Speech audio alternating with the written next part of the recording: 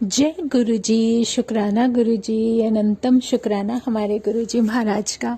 ओम नमः शिवाय। शिव जी सदा सहाय। ओम नमः शिवाय। गुरु जी सदा सहाय। शुक्राना अनंतम शुक्राना। जितना शुक्राने करें हम उस परमात्मा के उतने कम है। सच में हम सोच भी नहीं सकते जो हमारे जीवन में हमारे परमात्मा हमारे अंग संग हमेशा रहते हुए हमें कितना ब्लेस करते हैं, कितना करते हैं। मुझे तो ब्लेसिंग स्टार्टिंग से ही बहुत ज़्यादा भर भर के दे रहे हैं।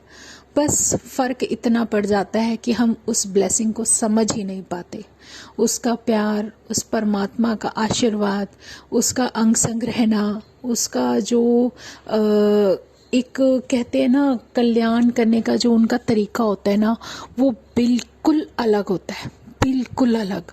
और इतना प्यारा, इतना एक अलग इस तरीके से वो कल्याण कर जाते कि तुम समझ भी नहीं पाओगे कि तुम्हें कौन सपोर्ट कर रहा है, तुम्हें कितना ज़्यादा एक इनर स्ट्रेंथ इतनी दे देते हैं, इतनी दे देते हैं कि कभी ना कभी तो हमें ये सोचने पर, भले ही हम इंसान हैं लेकिन ये सोचने पर ज़रूर एक अंदर एक कहते ना एक जिज्ञासा उत्पन्न हो जाती है कि चाहे कुछ भी हो जाए, अगर हम किसी भी दौर से, किसी भी परिस्थिति से अगर निकल पा रहे हैं और हमें कुछ नहीं होता, तो इसका मतलब तुम्हारे सर पर किसी का हाथ है, सच में। और वो एनर्जी कौन है, कौन सी एनर्जी है जो तुम्हें थामे हुए है, वो परमात्मा के अलावा कोई हो ही नहीं सकती। उस परमात्मा का प्यार और उसका सपोर्ट जो हमें मिलता है, जो उसका आशीर्वाद और जो उनकी ब्लेसिंग्स भर भर के मिलती हैं, वो बहुत ज़रूरी होती है हमारे जीवन में। संगत जी, ब्लेसिंग होती क्या है? ब्लेसिंग होती है जो वो हमें आशीर्वाद देते हैं, जो वो हमें ओमकार के दर्शन देते हैं, जो भी वो हमें एक अलग तरीका होता है उनका देने का। वो परमात्मा हमें जो भी देता है वो हमारी इम्यून सिस्टम को इतना स्ट्रॉन्ग कर देता है, हमारी इनर स्ट्रेंथ को इतना स्ट्रॉन्ग कर देता है कि हम हर चीज़ से, हर हालात से, हर परिस्थिति से लड़ सकते हैं। और इतना हमें काबिल बना देते हैं कि हमें कभी ये महसूस नहीं होता कि हमें इस चीज़ का नहीं पता या हम इसके बारे में कुछ नहीं जानते। वो अंदर से ही एक इतना प्यारा एहसास, इतना प्यारा सब कुछ करा देते हैं कि वो हम कभी सोच भी नहीं सकते। एक सत्संग है, मैं आपको बता देती हूँ। मुझे सत्संग गुरुजी ने ब्लेस किया था कि मुझे कहाँ जाना था। कीर्ति नगर की बात है। वहाँ मैं और मेरी संगत फ्रेंड गए थे। जो भी उन्होंने गुरुजी ने जो भी मुझे टाइमिंग बख्शी, उस हिसाब से मैं सत्संग में गई। तो संगत जी, उस दिन सत्संग में बहुत कुछ अलग हुआ था, अमेजिंग हुआ था मेरे साथ। वहाँ गई, जाते समय भी ऑटो वाले अंकल ने मुझे 2 गली पहले उतारा, वहाँ सत्संग अटेंड किया। और जब मैं वहाँ सत्संग में थी ना, वहाँ माता रानी भी विराजमान थी क्योंकि नवरात्रे ही चल रहे थे और ये पिछले साल की बात है। और उस समय जहाँ पर मुझे सीट मिली थी, जो भी गुरुजी ने जगह ब्लेस की कि मैं यहाँ बैठकर उस सत्संग को अटेंड करूँ, तो वो थी कि सब लोग, स्पेस थोड़ा कम थी, तो कुछ संगत नीचे बैठी हुई थी और मुझे सीट मिली थी पीछे चेयर पर, वॉल के साथ चेयर पर मिली थी। और मेरे लेफ्ट साइड में एक आंटी बैठी थी। आप यकीन नहीं मानोगे संगत जी, जितने टाइम सत्संग चलता रहा ना, मुझे मेरे लेफ्ट साइड जो संगत बैठी थी उनके साथ था और उनके और मेरे बीच में कुछ ना कुछ ऐसा गुरुजी ने ज़रूर किया था कि वहाँ मुझे इतनी अजीब स्मेल आती रही, कॉन्टिन्यूसली अजीब सी स्मेल आती रही, जैसे मेरे लेफ्ट साइड कुछ पता नहीं क्या चीज़ है जिससे मुझे मेरा भगवान बचा रहा है। बहुत बड़ी बात थी मेरे लिए। मैं जब भी सोचती हूँ तो कुछ अलग ही महसूस होने लगता है कि वो समय क्या था, कि जो भी समय होता है प्रभु मेरे परमात्मा का, मालिक का, पता नहीं हमें किस कष्ट से कैसे बचा कर ले जाते हैं। और सच में उस पूरा टाइम मुझे यही अजीब सी गंदी सी स्मेल आ रही थी कि जैसे कुछ नेगेटिविटी का, कुछ कहते हैं ना, एक हिंट मिलना स्टार्ट हो जाता है कि जहां हम जाते हैं कि वहां कुछ है, क्या है, वो चीज़ हमें सब फील होने लगती हैं।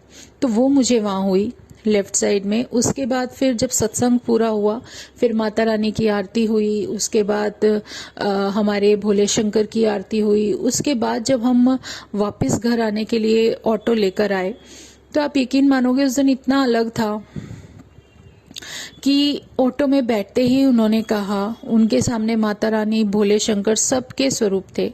उन्होंने ऐसे ही माता रानी का एक है ना स्मरण जो कहते हैं, सर्व मंगल मांगल्ये शिवे सर्वार्थ सार्थके शरण्ये त्र्यंबके गौरी नारायणी नमोस्तुते, ये बोलना शुरू किया। और उन्होंने बीच में ना इसमें आधी जो 2-3 वर्ड थे वो खा गए। फिर कहने लगे कि हमने जब बैठे थे ना, हमने जय गुरु जी बोला था, तो उन्होंने कहा कि फिर उन्होंने मुझसे बोला कि आपको मालूम है यहाँ जो मैं बोल रहा हूँ सही बोल रहा हूँ? मैं कहा नहीं अंकल, इसमें आप कुछ 2-3 शब्द खा रहे हो। फिर उन्होंने कहने लगे अच्छा तो फिर बोल के बताओ। फिर मैंने वो बोल के बताया यही सेम। तो उसके बाद जब माता रानी का जो स्मरण किया, फिर कहने हाँ ऐसे होता है। और उन्होंने मुझसे 2 बार मंत्र बुलवाया, अंकल ने 2 बार मंत्र बुलवाया। कहने लगे ठीक है, इसका मतलब आपको पता है, ऐसे बोल के। और फिर उन्होंने ऑटो जो था ना, जो वो लेकर जा रहे थे, उसको रॉन्ग साइड डाइवर्ट कर दिया। पता नहीं क्यों, एक तो फास्ट बहुत चला रहे थे, जैसे पता नहीं कोई हमारे पीछे है। फिर उन्होंने एक टर्न लिया जो कि दोबारा से घुमा के लिया। मुझे समझ नहीं आया। मैं मन में सोची थी, मैं कहा गुरुजी ये क्या हो रहा है? अब आपका नाम लेके वापस घर जाना है, अब देख लो क्या कर रहे हो क्या नहीं कर रहे हो। मैं अपना गुरुजी का स्मरण स्टार्ट, क्योंकि बाहर अकेले कम निकली हूँ तो थोड़ी घबराहट होती है, लेकिन गुरुजी ने ही हिम्मत दी है कि तू मेरे साथ जहां मैं लेके जाऊंगा वहां जाएगी। सच में फिर एक तो उन्होंने रॉन्ग टर्न किया। फिर कुछ दूर जाके उन्होंने मुझसे ये कहा, हम 2 संगत बैठे थे, मैं और मेरी फ्रेंड संगत। तो उन ऑटो वाले अंकल ने कहा कि परमात्मा भी पता नहीं क्यों सारी जो जिम्मेदारी है मुझ जैसे को ही सौंप देते हैं। कहते हैं लूट लो जो लूट सकते हो, क्या मतलब कुछ नहीं छोड़ना है इनके पास। और ऐसा कुछ करके, और काफ़ी मतलब 2-3 लाइनें बोली, और उसको सुनकर मैं बहुत बुरी तरीके से डर गई। लेकिन मैं फिर जो मेरा मन में गुरुजी का मंत्र जाप शुरू हुआ, जो 1 सेकंड भी रुका हूं, मैं कह रही गुरुजी अब तो बस आप घर ले चलो जल्दी से, मुझे तो घबराहट हो रही है इन अंकल की बातें सुन सुन के। तो फिर वो चीज़ें जैसे चल रही थी ना, तो आप यकीन मानोगे संगत जी, वो सारे टेस्ट थे। गुरुजी ये देखते हैं कि तुम्हें विश्वास किस पर है कि नहीं है। सच में ये मेरे साथ हुआ।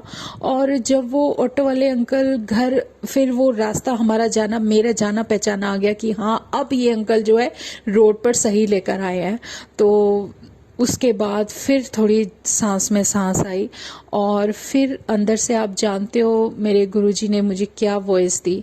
उन्होंने बोला इतनी जल्दी घबरा जाती है, जरा सा कुछ होता नहीं है डरने लगती है, तेरा किवें टेस्ट लेवा मैं मतलब कुछ ऐसी वॉइस आई थी कि जब भी मैं कुछ करने लगता हूँ तो पहले डर के मेरा मतलब वो डर जाती है, मतलब कुछ ऐसा मीनिंग था उसका।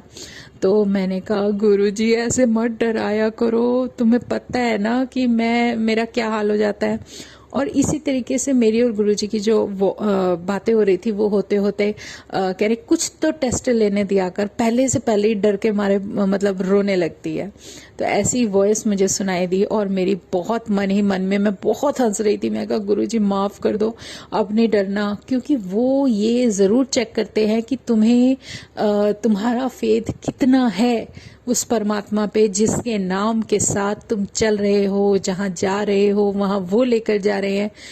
मतलब ये एक लेसन था ना लाइफ का, ये मेरे रब ने मुझे सिखाया कि अगर वो सत्संग लेकर जा रहे हैं तो वो खुद साथ होते हैं, और जब वो मुझे वापस घर लेकर आते हैं तो वो मेरे साथ होते हैं, चाहे मेरे साथ कोई है या नहीं है, लेकिन मेरे गुरुजी महाराज है।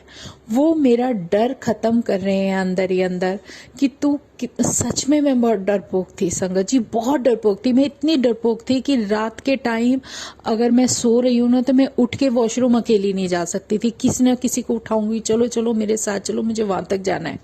क्योंकि जब ये घर कंस्ट्रक्शन में था तब भी थोड़ा सा दूर जाना पड़ता था, तब डर लगता था, और अगर अंदर घर में भी हूँ तब भी मैं किसी को उठाती थी कि मुझे डर लग रहा है, बाहर खड़े हो जाओ, मैं अंदर जाके आ रही हूँ। मतलब ऐसी मेरी हालत थी। और बाहर जब मैं जाती थी तो मेरा मन ही नहीं करता था बाहर गाड़ी में ट्रेवल करने का या कहीं भी बाहर जाने का। हमेशा कुछ ना कुछ ऐसा डर सा बैठ जाता था कि मैं घबराती थी बाहर निकलने से। और जो मेरे गुरुजी ने मुझे इतना घुमाया, कह रहे कि तू देख तू कहाँ कहाँ मैं लेके जाता हूँ। जो लड़की कभी शादी के इतने साल हो गए, कभी शादी नई शादी हुई थी, तब हम लोग घूमने के लिए गए थे कुल्लू मनाली शिमला। उसके बाद संगत जी 28-29 साल हो गए मेरे को, मैं कभी बाहर नहीं निकली।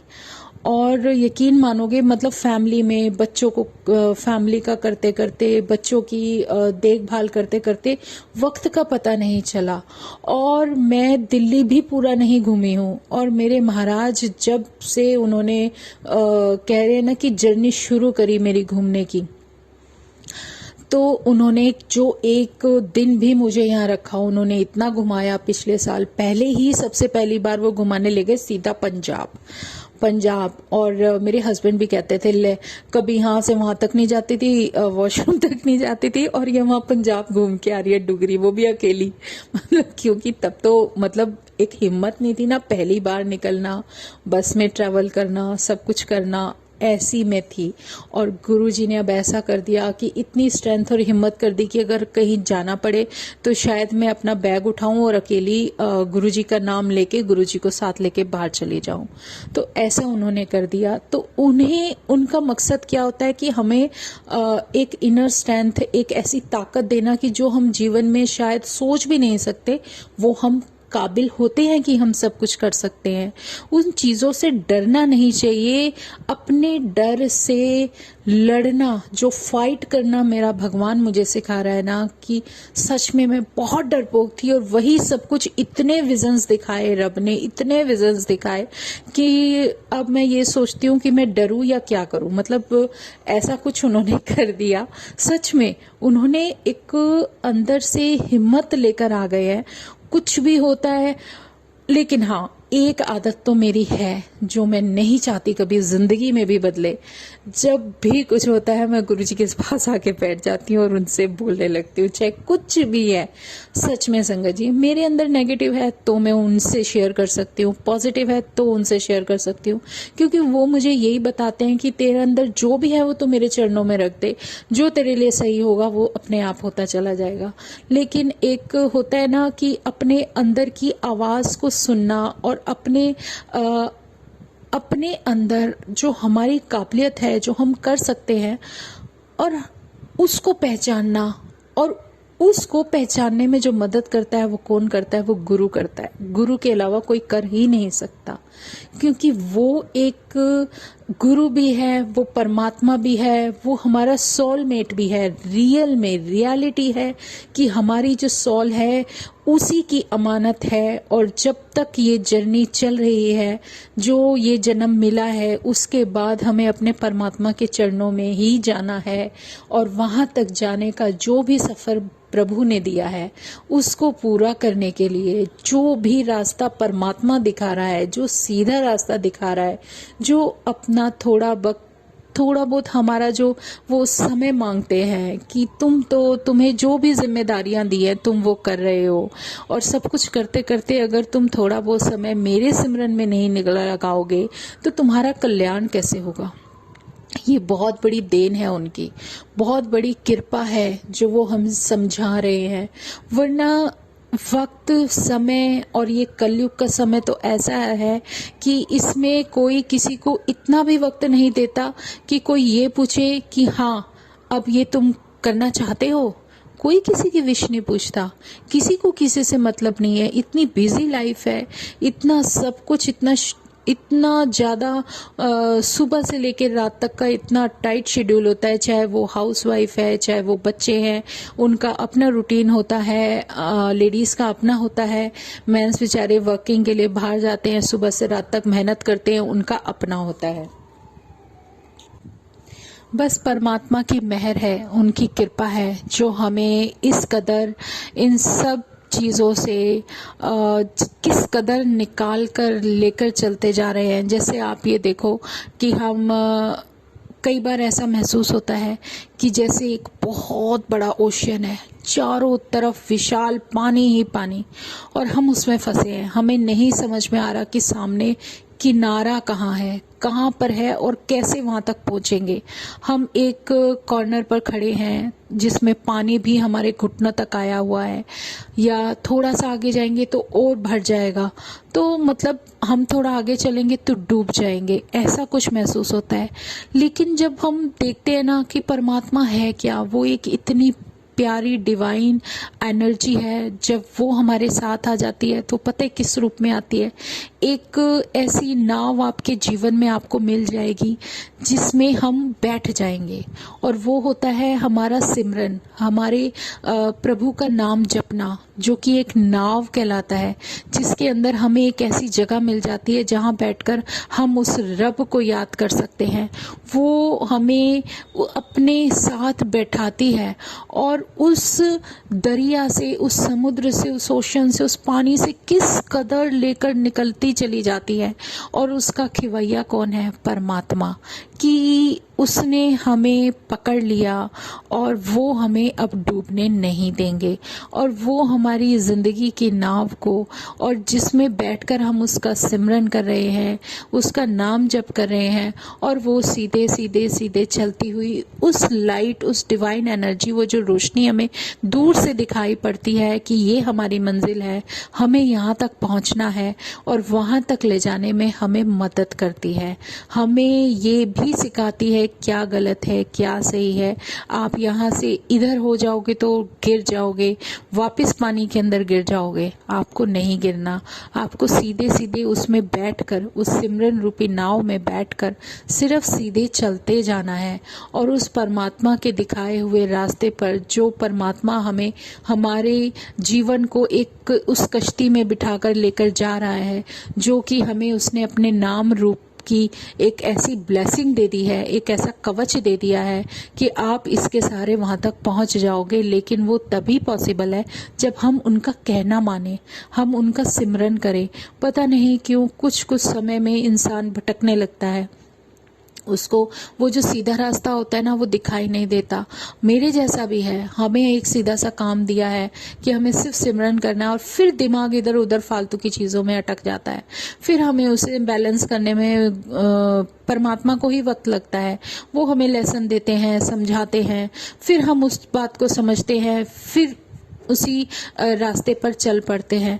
लेकिन यहाँ से वहाँ तक जाने में वक्त हम लगाते हैं, परमात्मा नहीं लगाता। क्योंकि वो बातें सीखने में, अपने जीवन में सीख लेने के लिए, जो गलतियाँ हमसे होती जाती हैं, जो नहीं करनी चाहिए, वो डर, वो कहते हैं ना, वो अहंकार और वो क्रोध, जो हमें बार बार हमें अपने ही उस जाल में, उस माया जाल में फंसाने लगता है, जिससे कि हमें बाहर निकलना है, जिससे हमें परमात्मा निकलना सिखा रहे हैं। तो शुक्राना है हमारे गुरुजी महाराज का, अनंतम शुक्राना, जो हमें किस कदर इन सब बातों से समझाते हुए आगे लेकर चले जा रहे हैं। तो इन्हीं चीज़ों से, इन बातों से हम अब पता चल जाता है कि परमात्मा एक ऐसी डिवाइन एनर्जी, एक ऐसी शक्ति है जो सिर्फ हमारे अंदर समाहित है, और हमें अपने साथ पता नहीं कहाँ कहाँ लेकर चल रही है। और बस ये जो सामने हमारे एक रूप है, वो सिर्फ ये विश्वास दिलाने के लिए है कि देखो मैं हूँ। तुम जिसको नहीं मानते, वो परमात्मा मैं तुम्हारे सामने साक्षात विराजमान हूँ। तुम मानोगे तब जब वो कुछ करते हैं या कोई रूप दिखाते हैं या कोई चमत्कार करके दिखाते हैं, कोई मिरेकल दिखाते हैं, तब इंसान उस तरफ दौड़ता है। नहीं तो उसके सामने कहते हैं ना, एक कोहिनूर है ना, उसके ऊपर कुछ भी लपेट दो, सामने रखा है, इंसान नहीं पहचान पाता। तो ऐसे ही हमारे और हमारे परमात्मा के बीच में एक पर्दा पड़ा होता है। वो पर्दा तभी हटता है जब वो चाहता है कि इस सॉल का समय आ चुका है, इसका पर्दा हट जाता है और हमारा कनेक्शन हमारे परमात्मा से जुड़ जाता है। और वो भी तभी जुड़ता है जब वो परमात्मा की मर्जी होती है। तब तक हमारा फर्ज सिर्फ अरदास करने का होता है। कब तक हमें अरदास करनी है? तब तक जब तक कि हमारी प्रार्थना उस परमात्मा के चरणों में स्वीकार न कर ली जाए। यही एक सच्चा और सबसे अच्छा रास्ता है जो परमात्मा हमें दिखा रहा है। तो शुक्राना करें, क्यों ना करें शुक्राना उस परमात्मा का जो इतना अच्छा साथ, इतना प्यारा अपना एहसास और आशीर्वाद देते हुए हमें अपने साथ आगे पल पल लेकर चलते जा रहे हैं, बढ़ते जा रहे हैं। तो शुक्राना है हमारे गुरुजी महाराज का, अनंतम शुक्राना। मुझे एक अपनी लाइफ से रिलेटेड आपको एक चीज़ बतानी है कि तकरीबन कोई 14 इयर्स पहले की बात है। सच में बहुत खतरनाक मैंने मंजर वो देखा था। लेकिन हाँ, मैं जिस भी शक्ति को, जैसे भी अपनी दिव्य शक्ति को याद करती थी, उसने मुझे कितना संभाला। उस टाइम में गुरुजी का रूप मेरी आंखों के सामने नहीं था। मैं आपको बताती हूँ कि 14-15 साल पहले की बात है। हमारा घर कुछ ऐसा है कि साइड में एक घर कंस्ट्रक्शन बन रही थी।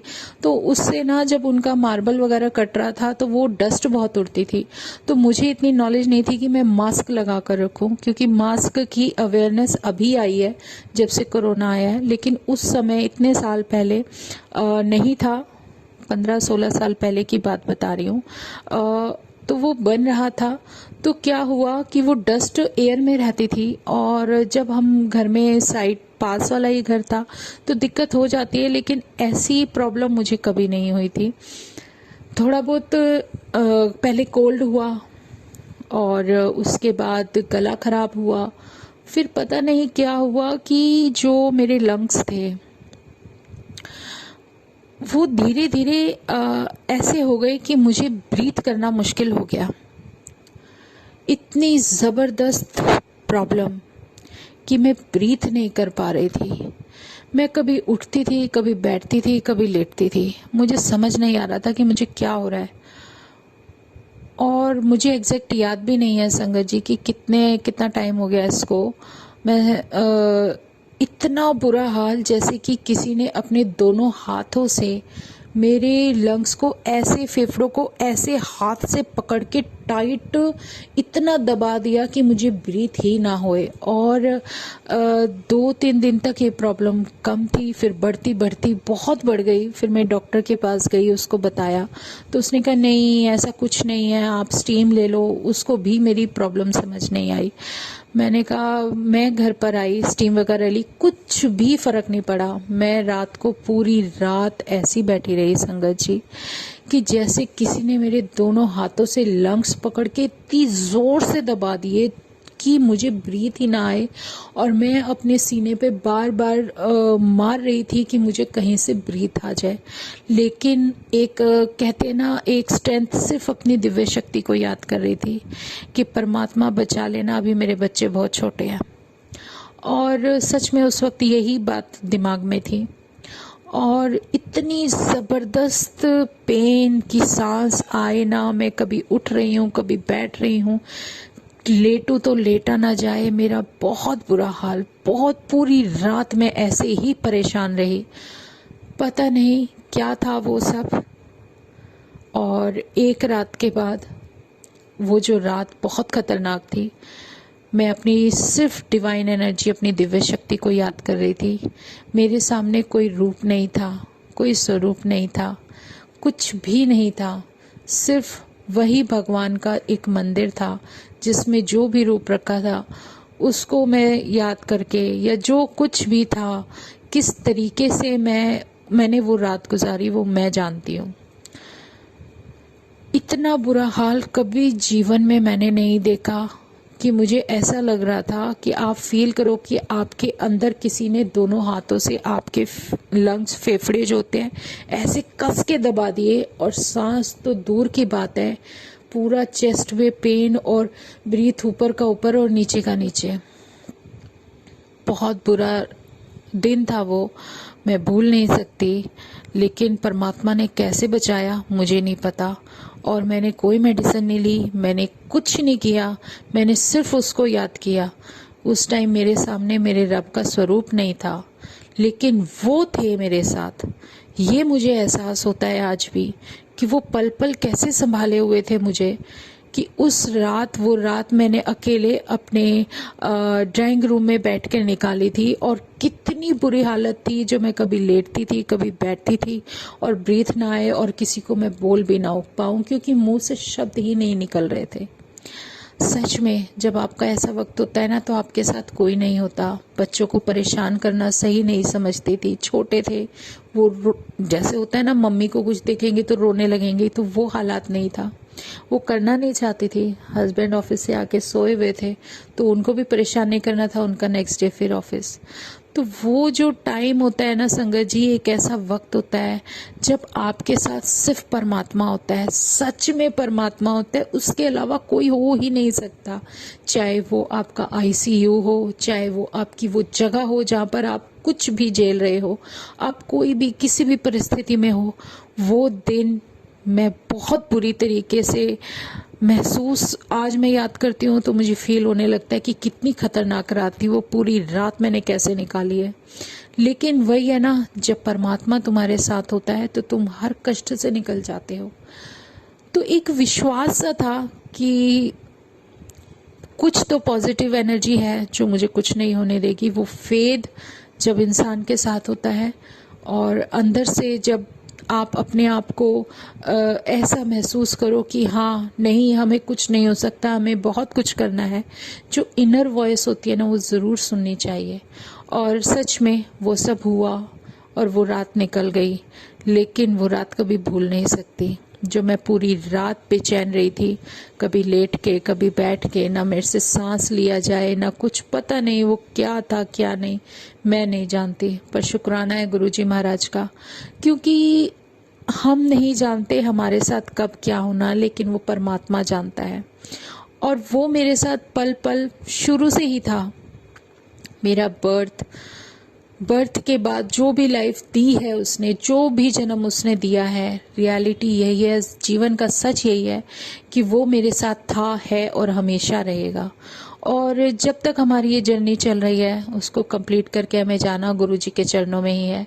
वो परमात्मा जो हमें अंग संग हमारे हर पल संभाले हुए हैं, हर उस जीवन का, हर उस पल, हर उस सांस का शुक्राना जो उसने मुझे दी है। सच में मुझे सिर्फ उसने दी है, जो उनकी ब्लेसिंग्स मिलती रही, जो उनके विजन्स मिलते रहे। मैं उस रूप को भले ही न जानती थी, लेकिन वो तो मेरे साथ हमेशा थे, हमेशा हैं और हमेशा रहेंगे। बस शुक्राना गुरुजी, जो भी जीवन, जो सांसें तुमने बख्शी हैं, बख्शनहार जो तुम मुझे देते हो, हर उस जीव को देते हो जो कि वो जीव जानता भी नहीं कि तुम उसके लिए कितना कुछ कर रहे हो। तो जय गुरुजी, शुक्राना गुरुजी।